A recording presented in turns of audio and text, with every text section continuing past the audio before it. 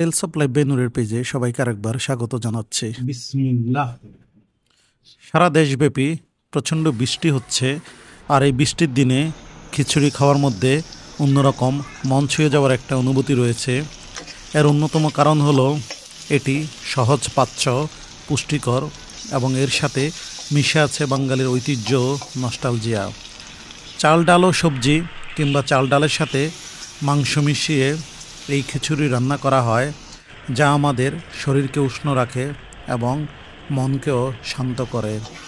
এছাড়া এটি সহজে রান্না করা যায় বলে বৃষ্টির দিনে এর কদর আরও বেড়ে যায়।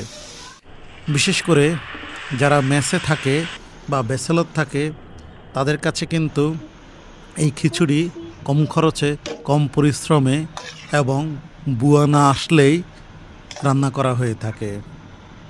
আসলে খুব করে মনে পড়ছে রাজশাহী বিশ্ববিদ্যালয়ের হল লাইফে কাটানো দিনগুলোর কথা। তখন অবশ্য আমরা হিটারে এবং রাইস কুকারে খিচুড়ি রান্না করে খেতাম। এমন অনেক সময় গেছে, রাত ৩টা-৪টা বাজে, এমন সময় আমাদের মনে হলো যে খিচুড়ি খাবো।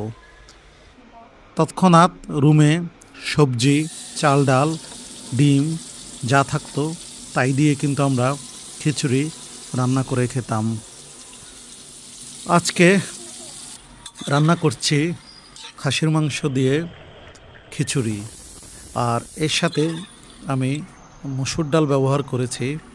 আসলে খিচুড়িতে কিন্তু ২-৩ রকমের ডালও ব্যবহার করা যায়, তবে মাংসের খিচুড়ি হলে একটু ডালের পরিমাণ কম দিলেই আমার কাছে বেশি ভালো লাগে।